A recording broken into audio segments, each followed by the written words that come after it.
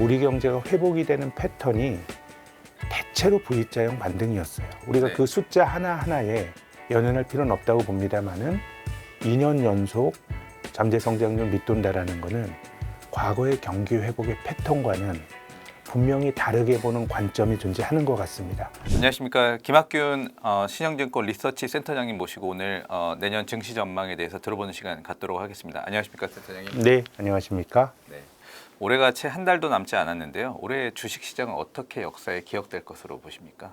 뭐 어려운 한 해. 네. 근데 주식이라고 하는 게 뭐 늘 사이클이 있습니다. 강세장과 약세장이 있는 것이고 뭐 늘 우리 약세장을 과거에도 경험을 해봤는데 올해는 투자자들이 느끼는 내구성이 과거보다는 좀 많이 약해졌던 것 같아요. 어떤 의미냐면 종합주가지수가 올해 한 20% 정도 조정을 받았습니다. 네. 근데 이 정도 조정이 2008년 글로벌 금융위기 이후로는 이런 정도 조정이 없었습니다. 네. 코로나 때 단기간에 많이 떨어졌지만 그건 뭐 한두 달의 약세였고요.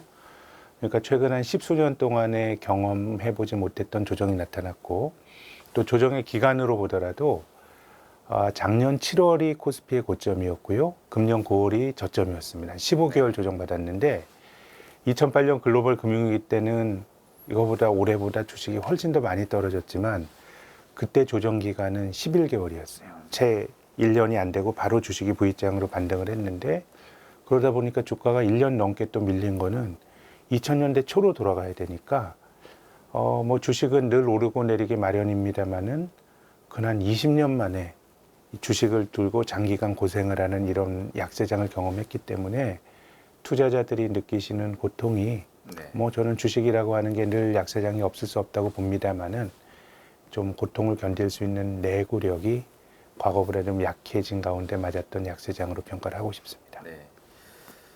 주요 증권사들이 내년 증시 전망을 대부분 내놨는데요. 한마디로 표현하면 재미가 없다. 주식으로 돈 벌기 힘들다 이런 것 같습니다. 그래서 코스피 지수 상단을 보니까 2,600선, 지금이 2,400선에서 500 좀 안 되니까요. 많이 올라봐야 뭐 10%도 안 된다.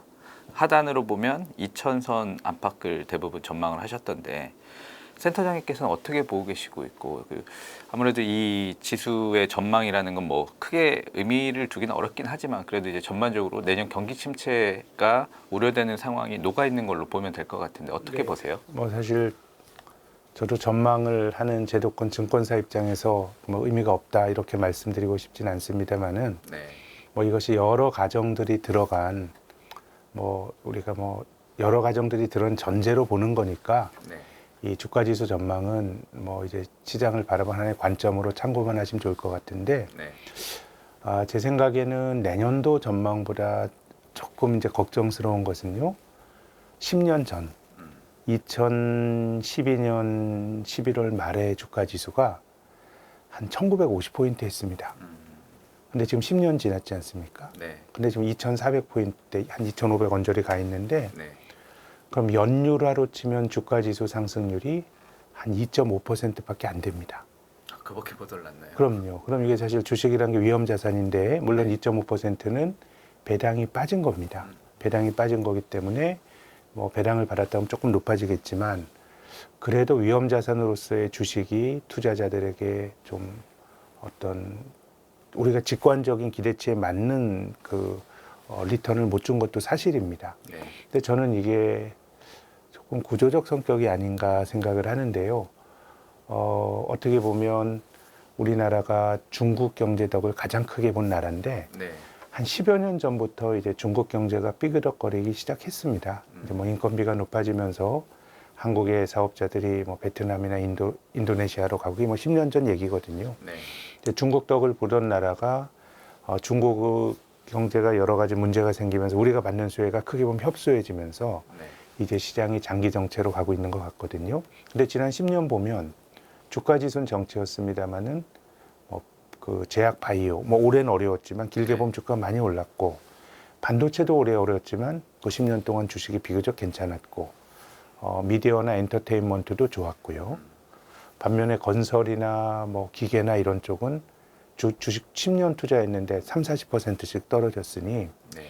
그래서 제 생각엔 뭐 주가 지수라고 하는 게 인덱스 펀드라든가 뭐 그게 뭐 전 의미가 없다고 말씀드린 건 아닙니다만은 전체적으로 좀 좋은 종목을 잘 사서 좀 그런 성관이 없으면 이미 어려웠던 시장인 것 같고요. 내년도 제 생각에도 시장이 올해보다는 좀 낮이지 않을까라는 이제 기대를 갖고 있지만 크게 보면은 우리가 장기 정체의 흐름에서 벗어나기는 좀 힘들 것 같습니다. 이제 그런 거라고 보면 뭐 주가 지수도 중요합니다만은 결국은 어떤 종목을 잘 선택하느냐가 투자자들의 성과를 가르는 저는 뭐 기준이 되지 않을까 생각을 합니다. 네. 그 경기 침체가 지금 굉장히 우려되는 상황인데요. 한국 경제 성장률 예상치가 2%가 채 안 되는 것들로 이렇게 계속 나오고 있습니다. 2% 성장이라면 침체 속에서 2% 정도면 괜찮은 거 아닌가 이런 생각도 들기도 하고요. 2%라는 수준이 어느 정도 수준인지 좀 궁금하거든요. 역사적으로 보면 낮은 수준이죠. 네. 한국 경제가 뭐 2% 성장하고 이런 거는 굉장히 낮은 수준의 성장인데, 근데 우리가 잠재 성장률이라고 하는 개념이 있죠. 네. 이건 뭐 정답이 있는 거 아닙니다. 여러 가지 가정으로 한국 경제가 뭐 크게 무리하지 않고 그냥 성장할 수 있는 수준이 네. 2%라는 게 우리 중앙은행은 한국은행의 추계입니다. 그렇게 보면 뭐 내년 성장률 전망치가 1.7% 한국은행 그렇게 봤고 시장에서도 뭐 그 내외로 보는 것 같아요. 네. 그런 거라 그러면 뭐 잠재 성장률을 소폭 하회하는 수준 정도이니까 이것이 뭐 심각한, 그러니까 역사적으로 보면 참 1% 후반의 성장이라는 게 참 낯설지만 우리의 성장 잠재력이 떨어진 걸 생각하면 이것이 뭐 그렇게 놀랄 만한 건 아닌 것 같고, 네. 다만 저는 그 주식이라든가 모든 자산이 약간의 이제 정체라는 생각을 하게 되는데요.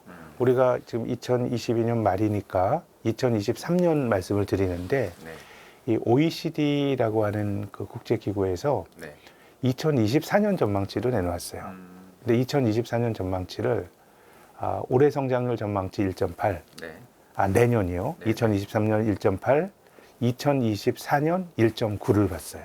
지금 한국인가요? 세계? 한국입니다. 한국. 한국입니다. 세계는 이제 신흥국이 포함이 되니까 3%가 넘어가고요. 네. 네.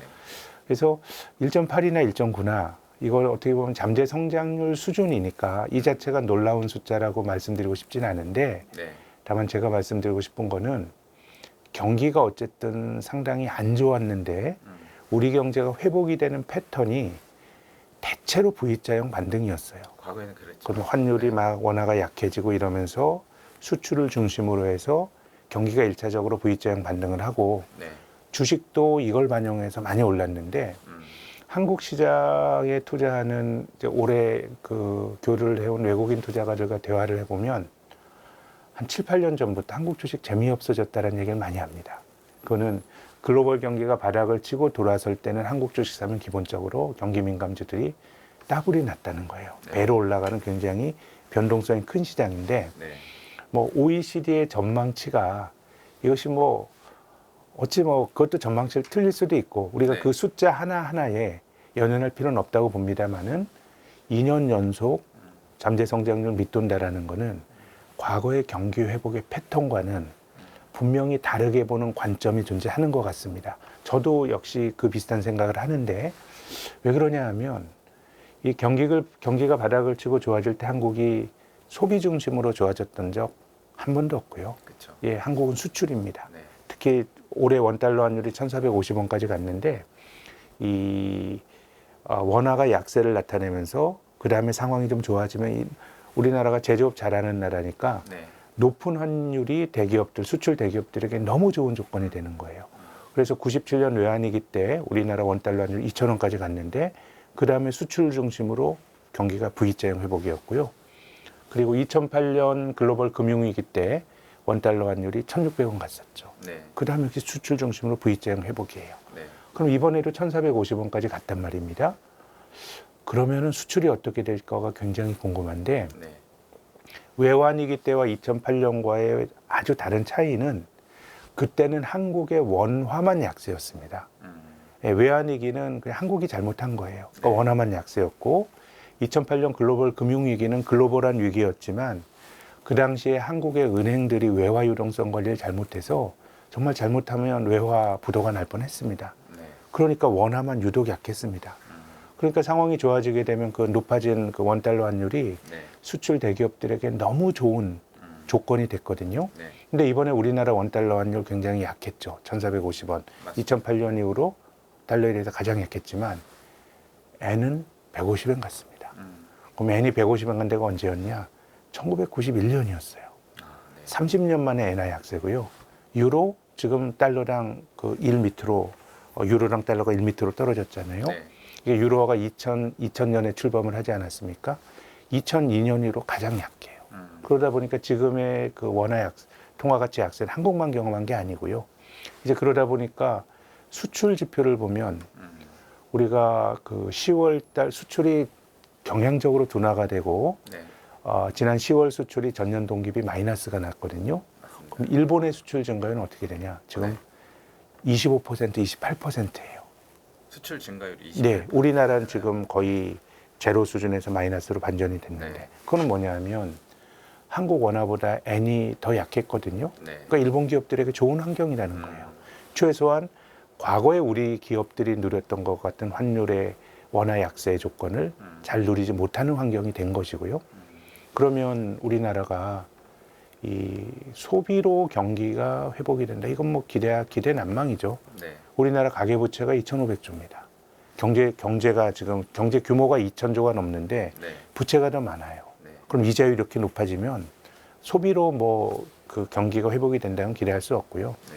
정부 지출 지금 뭐 우리 보수 정부가 출범을 해서 어쨌든 재정 건전성이나 이런 거 신경 쓰는 거니까 전체적으로 재정 지출이 또 성장에 기여하기 또 힘든 여건이고 그럼 수출이 중요한데 이번에는 환율 그리고 또 뒤에서 좀 말씀드리기가 있겠지만 중국에서 벌어들이는 우리의 그 무역 수지가 대중 무역 수지가 지금 또 위축이 되고 있어서 네.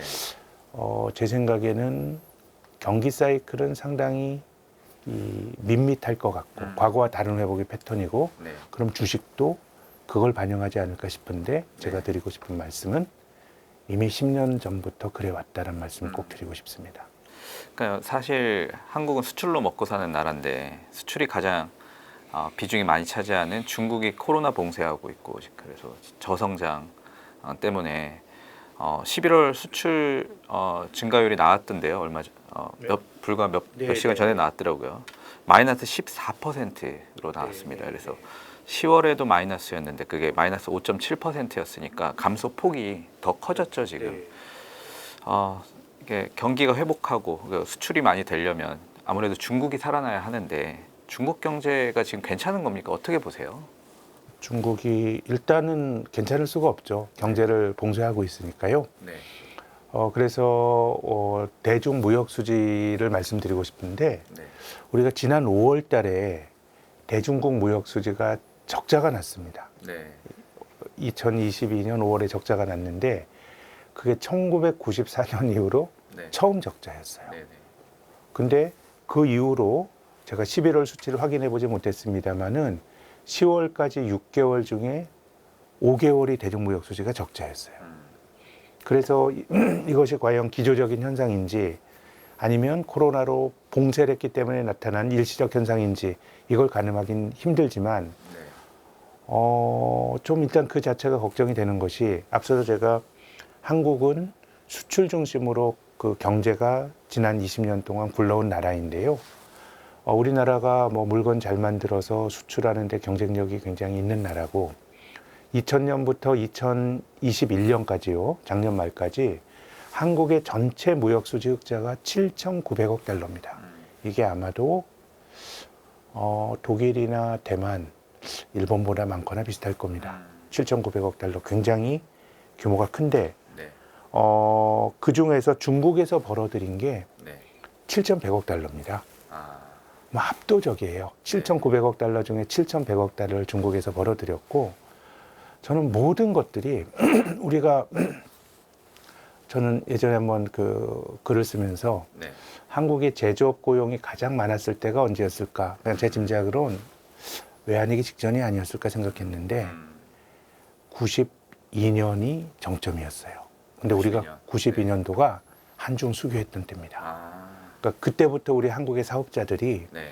중국에 공장을 짓고 하면서 이미 20년 동안 중국에 대한 의존도가 굉장히 높은 쪽으로 온 거죠. 우리가 부산의 신발 산업이 왜 안 되나, 대구의 그 섬유산업 왜 안 되나, 저는 중국과 교류하면서 거기서 밀려난 거라고 봐요.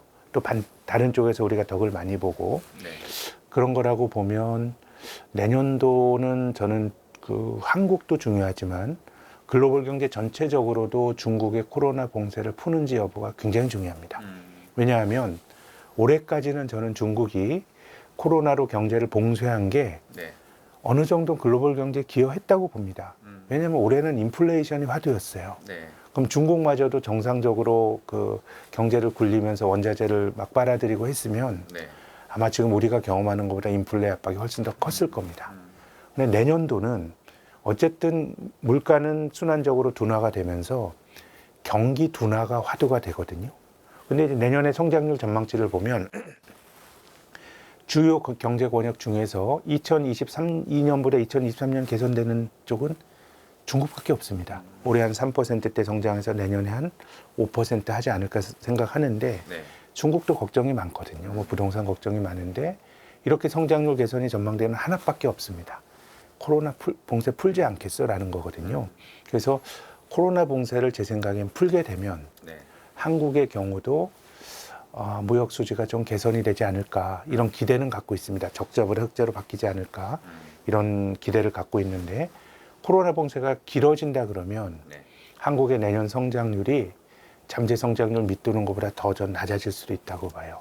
아, 그러니까 뭐 1.7%막 이렇게 아니라 더 떨어질 수도 뭐 있다. 예를 들면 1.5가 될 수도 네. 있고 그래서 내년도에 글로벌 경제 전반적인 어떤 그 좀 스윙을 결정할 수 있는 가장 중요한 요인은 중국의 코로나 봉쇄 해제 여부인데 근데 뭐 지금도 중국 사람들의 이 피로감이 너무 강하고 하니까 네. 일단은 뭐 내년에는 풀리지라는 게 일단 뭐 제 생각에는 좀 확률이 높을 것 같고 다만 이제 장기적으로 봤을 때는 우리가 이게 코로나 봉쇄로 인해서 대중무역 수지가 좀 나빠졌다라는 분명도 전 있겠지만 구조적으로 중국 기업들의 경쟁력이 막 높아지면서 한국을 대체하는 부분도 분명히 있고요. 네.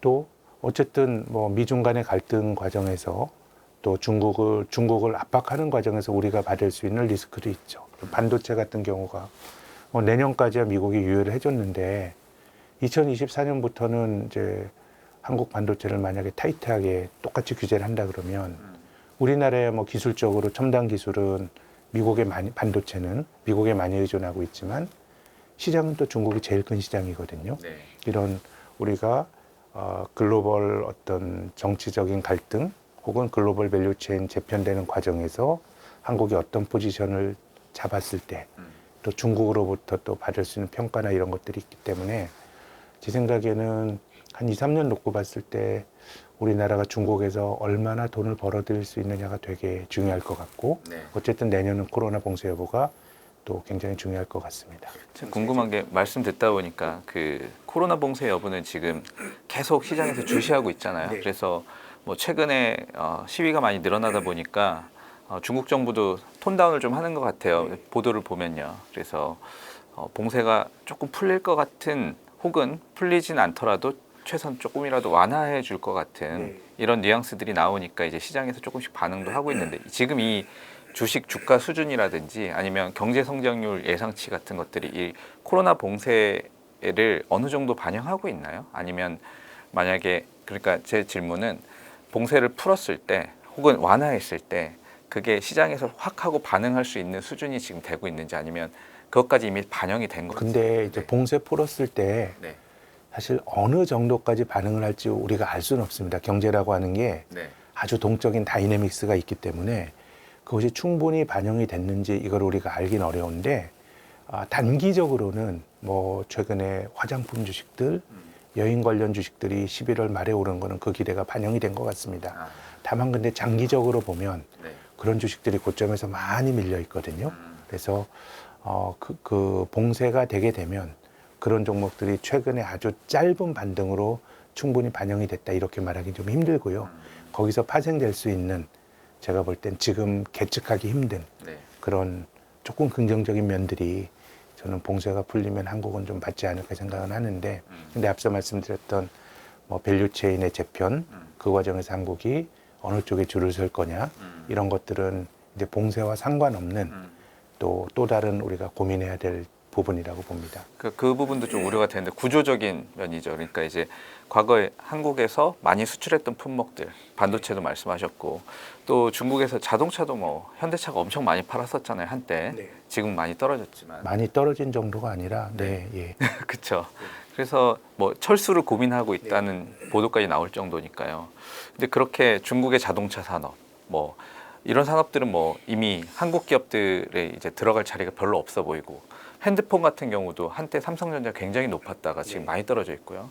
그게 다 중국 기업들, 로컬 기업들로 다 대체가 되고 있고, 화장품도 요즘 그렇다고 제가 들었습니다. 그래서 이번에 광군제나 이런 걸 통해서 보면은 한국 화장품 비중이 굉장히 많이 줄었다는 보도도 봤고요. 그래서 이렇게 하나하나 중국 로컬 기업들로 대체가 되면 뭐 반도체도 지금 그런 우려가 일부 있기도 하고요. 그래서 나중에 봉쇄가 풀렸다 해도 한국 기업들이 그 시장을, 과거에 누렸던 그 시장 점유율을 많이 뺏기지 않을까, 이런 우려가 있는 것 같아요. 네, 저는 뭐 이미 네. 코로나 봉쇄 이전에도 대중 무역 수지를 말씀드리면 우리가 흑자를 봤지만 흑자 규모는 계속 줄어들고 있었으니까 지금 말씀하신 것처럼 그런 것들이 추세적으로 벌어지고 있는 현상인 거는 맞는 것 같고요.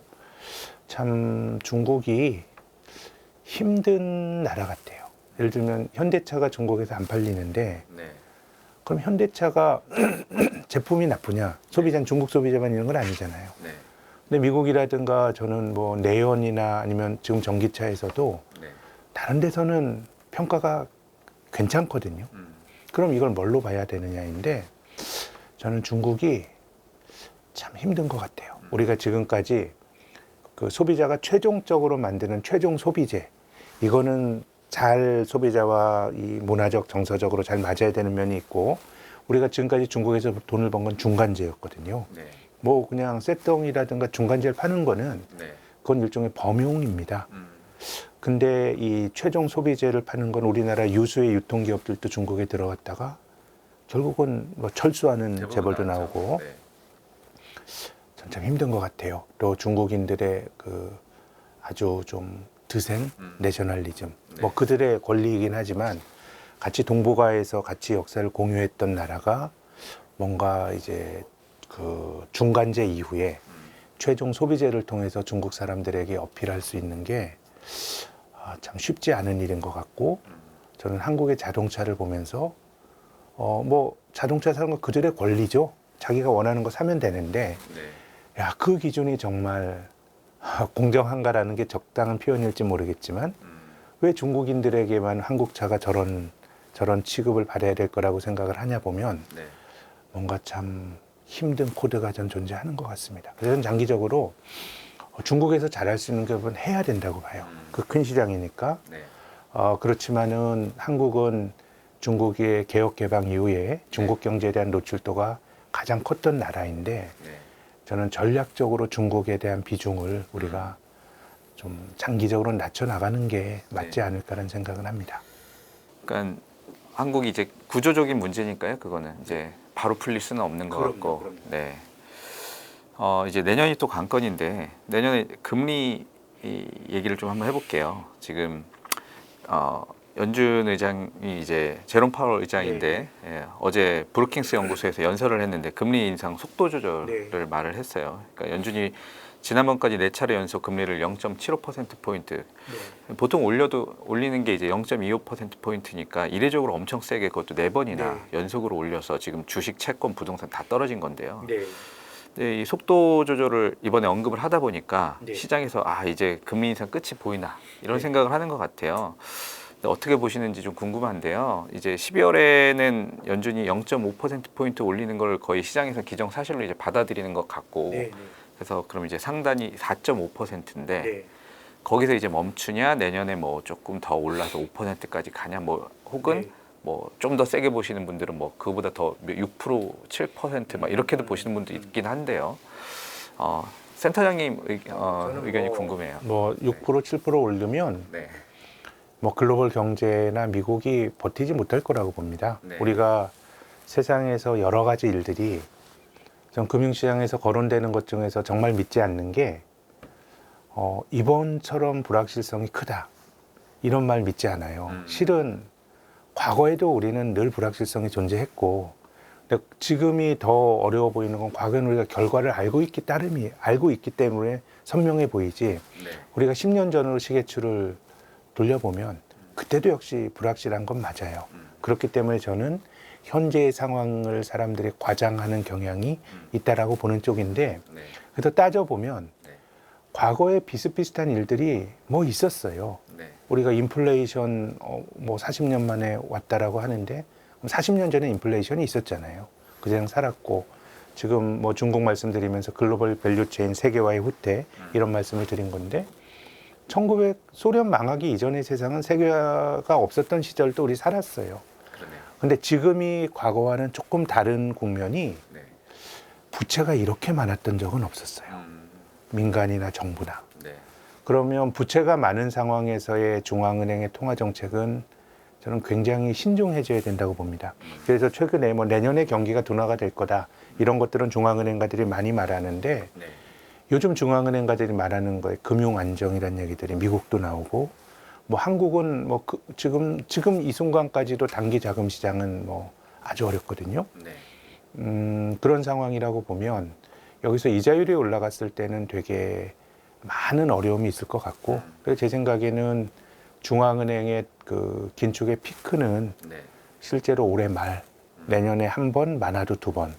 그래서 미국의 그 연방기금리, 정책금리는 4.75나 높아도 5 정도일 것 같고, 네. 한국은행은 지금 3.25죠. 3.25이거나 3.5던가.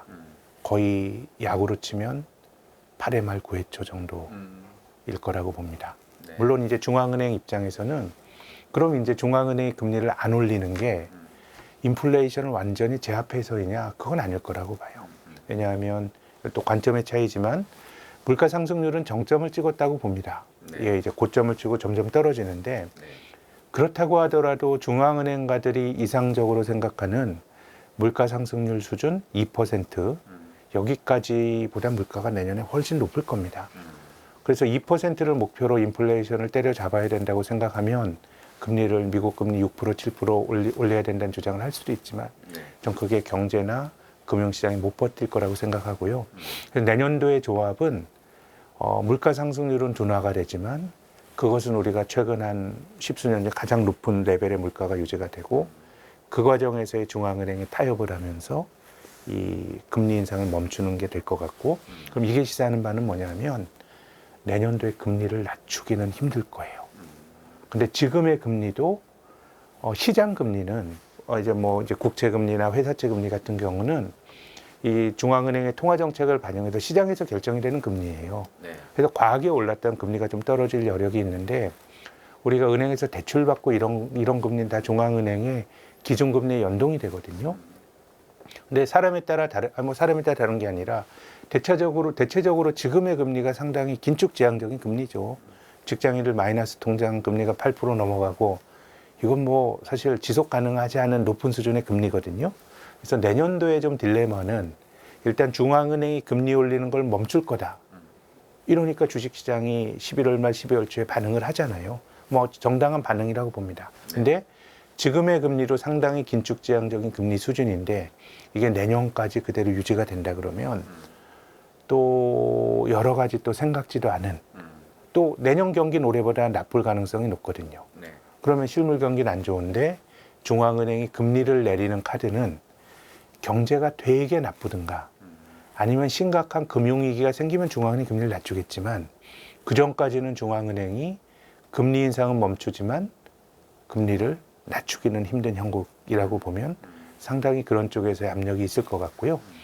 2006년, 7년 사례를 좀 말씀드리고 싶은데, 2000년대 초에도 미국이 인플레이션이 생기면서 긴축을 했습니다. 네. 2004년부터 2006년까지 금리를 1에서 5.25까지 올렸습니다. 근데 마지막 금리 인상이 단행된 게 2006년 6월 말 5.25가 됐거든요. 네. 근데 그 이후로도 뭐 인플레가 안 잡히고 하니까 금리를 계속 유지를 했어요. 그래서 우리가 서브프라임이라고 하는 걸 처음 들은 게 금융시장에서 처음으로 본격적으로 프라이싱이 된 게 2007년 8월입니다. 네. BNP 파리바에서 서브프라임 채권이 들어간 뭐 MMF로 환매를 못 해준다. 이게 2007년 8월인데 중앙은행이 금리 인상 멈춘 건 2006년 6월입니다. 금리가 동결이 되면서 1년 후, 2개월 후에 문제가 생기고 네. 뭐 그 다음에 뭐 베어스턴스가 파산하고 리먼 파산하고 줄줄이 갔기 때문에 네. 저는 지금 중앙은행가들이 이 부채가 많기 때문에 굉장히 신중하게 저는 여러 가지 대처를 할 거라고 봅니다. 그래서 2008년과 같은 위기가 저는 재현될 가능성은 좀 낮다고 보는데 그렇다고 하더라도 내년도는 경기는 올해보다 나빠지는데 금리는 긴축적인 금리가 굉장히 높아질 수 있기 때문에 네. 이 투자자들이 어떤 걸 선택하시더라도 이 재무 안정성 이런 것들 우선적으로 고려하셔야 됩니다. 그러니까 높은 수준의 금리는 내년에도 상당 기간 이어질 가능성이 높고 그리고 소비자 물가도 뭐 10% 뭐 이렇게 9% 이렇게까지는 아니겠지만 그래도 뭐 한 4, 5% 수준의 그 정도 예, 아주 그러니까 과거에 비해서는 상당히 높은 수준을 유지할 가능성이 높다. 이렇게 이해하면 될까요? 그러니까 중앙은행 금리를 낮추기가 힘든 것이죠. 시장에서 사실 경기가 안 좋아져서 금리가 또 가파르게 내려가지 않을까. 이것까지 지금 생각하고 있는 것 같은데요. 시장 금리는 네. 지금 이제 중앙은행의 긴축을 반영해서 꽤 많이 올라간 측면이 있습니다. 뭐 그런 거에 좀 조정을 받겠죠. 네. 근데 이제 기준금리 자체가 높게 유지가 된다 그러면 우리가 일상적으로 접하게 되는 많은 금리의 레벨이 유의미하게 낮아지긴 힘들다고 봐야 됩니다. 사실은 기준금리가 4%, 5%이 수준이면 아까 말씀하신 대로 10여 년간 이제 우리가 제로금리 시대를 살았기 때문에 굉장히 높은 건데요. 이게 실물 경제에는 아까는 1년 정도 있다가 이제 그 반영이 된다고 말씀을 하셨는데 대체로 6개월에서 1년 정도 그런가요? 그러면 내년에 이제 실물 경제까지 영향을 미친다 그러면 이제 걱정이 되는 게 한국은 버틸만 한가? 그 지금 영끌에서 집 사신 분들도 많고 대출 아까 말씀하신 가계 대출이 굉장히 많은 상황인데요. 어떻습니까? 그래서 금리가 이 수준으로 내년까지 간다 그러면 내년 내내 간다 그러면 굉장히 좀 부담스러운 상황 아닌가요? 뭐 부담이 되겠죠. 이제 부담이 된다고 하더라도 그것이 이제 미국식의 서브프라임식의 전면적으로 원리금 상환을 못하고 이런 건 아닌 것 같아요. 뭐 우리나라가 사실 금리가 올라가면 어려움을 겪는다 이건 맞지만 실제로 은행에서 아무나 대출해 주는 거 아니에요. 한국은 중산층들이 대출을 많이 받았어요. 대출 많이 받으면 집값 자체가 비싸잖아요. 그래서 저는 이게 금리가 올라가면 서민들이 다 어렵죠. 근데 이것이 서민들에게만 실질적 가장 어려운 사람들이 실존적인 삶의 고통 가장 강하게 받겠지만 경제적으로 보면 한국은 중산층들이 많이 빚을 당겼기 때문에 저는 뭐 이게 금융 위기가 난다. 이건 뭐 이제 부동산 가격의 동향이 물론 중요하겠지만 뭐 완만한 둔화. 근데 우리가 부동산 가격도 조정이 없었던 적이 저는 뭐 불패 이런 거 믿지 않는데 2008년 후반부터 2013년까지 주택시장 조정이었어요. 그때 우리가 복기를 해보면 심각한 시스템적인 리스크 이런 건 아니었어요. 그렇지만은 부채가 늘어나고 하다 보니까 민간 소비는 만성적 정체죠. 예, 은행에 다 갚는데 쓸 돈이 없는 거예요. 제 생각에 내년의 모습은 그런 정도의 모습이 아닐까 생각이 들고 뭐 거기서 우리가 예측하지 못하는 거는 부동산 가격이 어떻게 움직이느냐가 중요한데 뭐 2008년부터 13년까지 나타난 그런 정도의 어떤 완만한 부동산 시장의 베어마켓이라 그러면 제 생각엔 그게 뭐 시스템적인 문제라기보다는 그냥 소비를 못하는 정도 선에서 부작용이 나타나지 않을까 그렇게 봅니다. 물론 개인으로 보면 뭐 다 사연이 다르겠죠. 예. 그러니까 어려워진다 하더라도 굉장히 심각한 수준으로 예를 들면 뭐 기업들 부도가 막 잇따르거나 일자리가 확 감소하거나 막 이런 수준까지는 아니고 조금 어려운 수준으로 해서 완만한 경기 침체를 예상하시는 거네요. 지금의 전망도 그렇고요. 그러니까 이제 완만한 경기 침체가 아니고 잠재 성장을 훅 밑도는 거는 그거는 뭔가 이제 금융 위기가 나야 됩니다. 이제 금융이 다시 실물 경제에 부정적인 영향을 주게 되면 하드랜딩이 나타나는 건데 이제 제 생각엔 내년도에는 그럴 확률이 좀 통제 가능하지 않을까. 우리 구조가 좋아서 그런 게 아니고요. 이미 2008년을 우리가 수산했던 가을을 회고해 보면 아니 리먼은 날리고 왜 AIG는 왜 안 날리나요? AIG가 물론 파급 효과가 커서 그렇지만 잘못한 사람 벌 주는 게 맞잖아요. 리먼을 파산시킨 이후에 저는 자본주의가 나쁘게 말하면 일본식의 자본주의가 됐다고 봐요.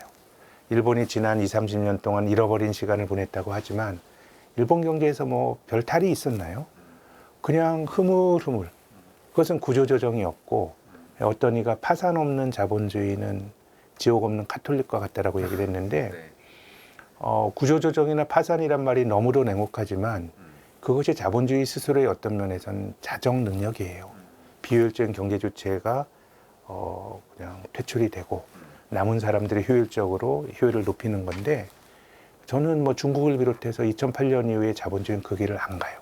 특히 2020년도 코로나를 겪으면서 정말 모든 근기가 다 깨졌어요.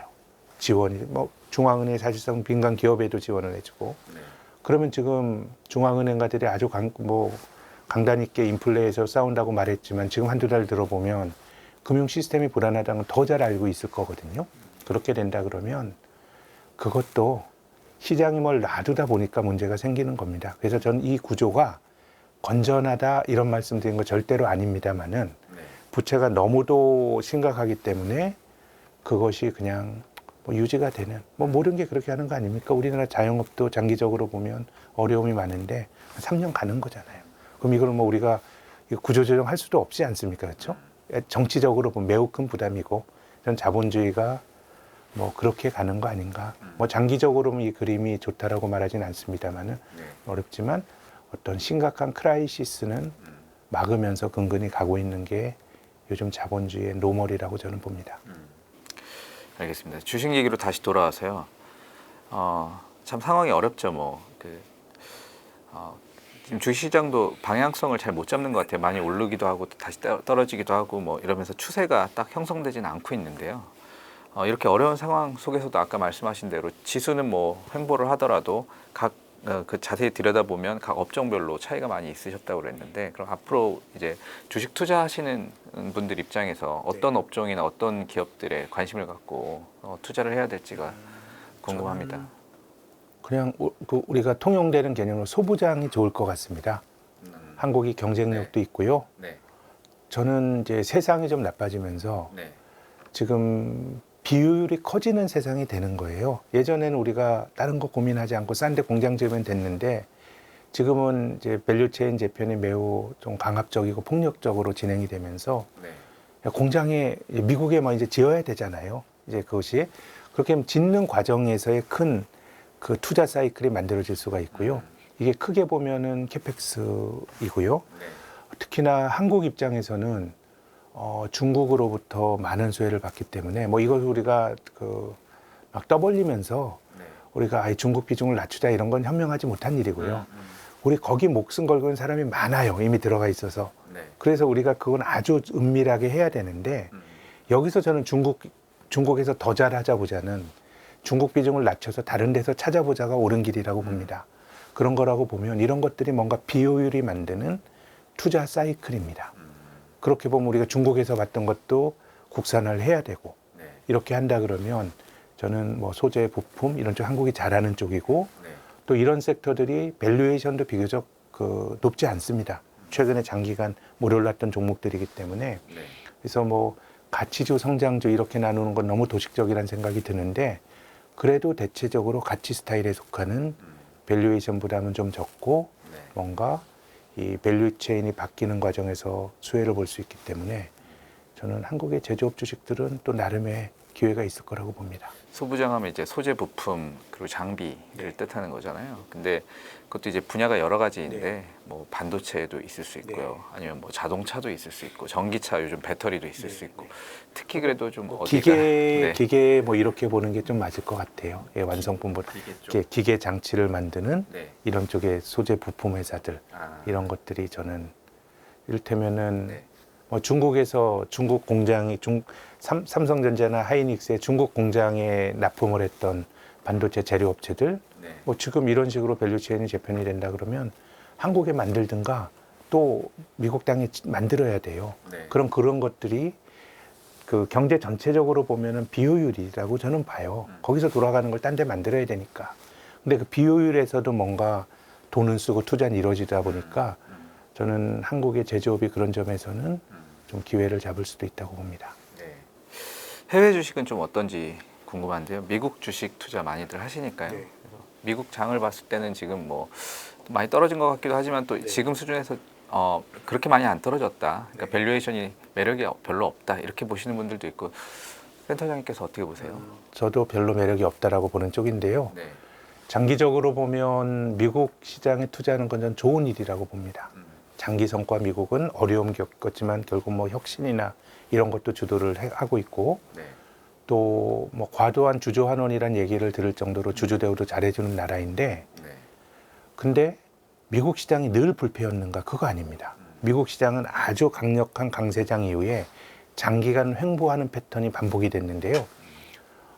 예를 들어서 그 37년부터 49년까지 다우지수, S&P 500 지수가 12년이죠. 네.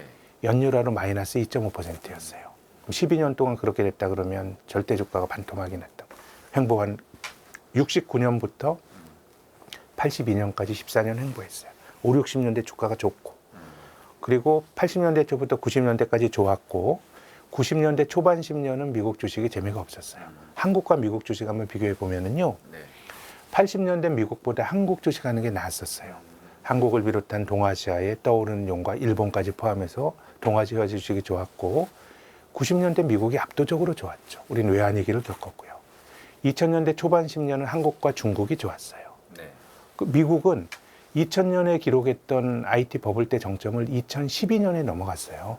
우리나라는 500에서 2000 가는 사이에. 그럼 2000년대 초반 10년은 미국 주식 들고 있었으면 좋은 선택 아니었죠. 근데 지난 10년은 미국이 좋았거든요. 네.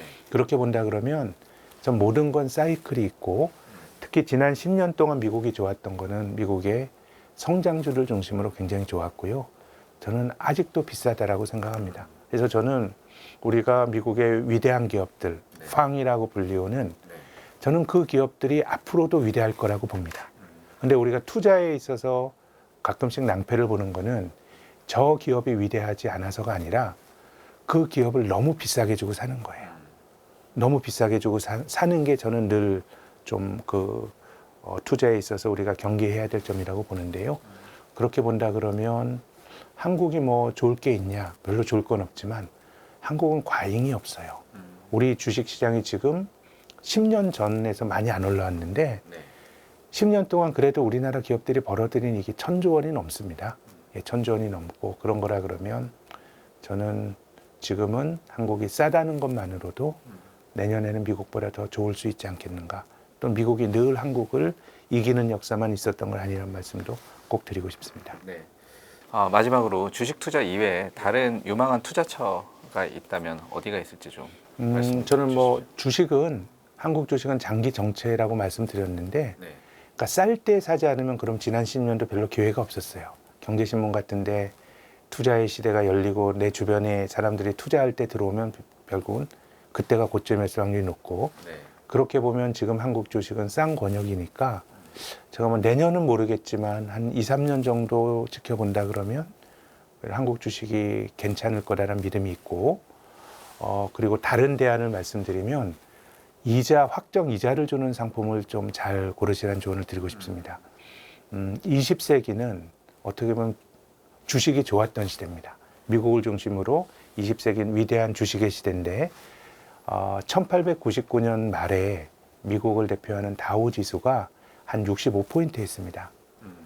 네. 근데 1999년 말에 20세기 말에 이게 11,400까지 갔어요. 100년 동안 17,000%가 올랐습니다. 계속 주식을 꾸준히 들고 있습니다. 배당 빼고. 네. 그렇게 올랐거든요. 그럼 100년 동안 17,000% 대박을 누리기 위해서 연평균 얼마나 올라가면 17,000%가 나오냐 하면 연율로 5.3씩 오르면 100년 쌓이면 그게 그렇게 대박이 되는 거예요. 그러면 이제 우리가 5% 정도 남짓이라는 게 주식은 낮은 가격에 사고 그러면 많이 벌기도 하고 적게 벌기도 하지만 네. 제가 지난 10년 동안 우리 주식의 코스피의 평균 성과가 연율로 2.5라고 말씀드리지 않았습니까? 네. 근데 5%, 6% 금리 주는 상품이 있다 그러면 저는 그런 것들을 좀 선택하시라고 말씀드리고 싶어요. 근데 기대 수익률은 다 다르죠. 난 돈을 많이 벌어야 돼. 난 리스크 테이킹을 해야 되고 5% 6%가 안정적이더라도 난 주식을 해야 돼라는 것도 저는 존중하는 선택인데 네. 그런 분일지라도 자기 자산의 일부는 뭐 올해 해도 5, 6% 안정적으로 벌긴 힘드니까 또 금리가 천년 만년 이렇게 높은 금리로 가긴 힘들 거예요. 어쨌든 내년에 많이 안 떨어지도록 경향적으로 금리는 네. 떨어질 확률이 저는 높다고 봅니다. 그렇게 본다 그러면 지금은 뭐 증권회사라든가 예금자 보호까지 생각하면 네. 뭐 다른 금융권에서도 상당히 높은 금리를 주는 상품이 있으니까 한 5%라고 하는 게 제 생각엔 주식과 비교를 해보더라도 나름 확정 금리보 상품이 매력을 가질 수 있는 레벨이니까 네. 뭐 그런 것도 한번 살펴보시라는 조언을 드리고 싶습니다. 그러니까 확정금리라는 거는 이제 예금을 갖고 있을 수도 있고요. 뭐 아니면 채권일 수도 채권을 있고요. 살 수도 있고요. 네. 아, 네, 알겠습니다. 오늘 김학균 센터장님 모시고 주식 투자부터 시장 전망까지 말씀 나눠봤습니다. 오늘 말씀 감사합니다. 예, 감사합니다.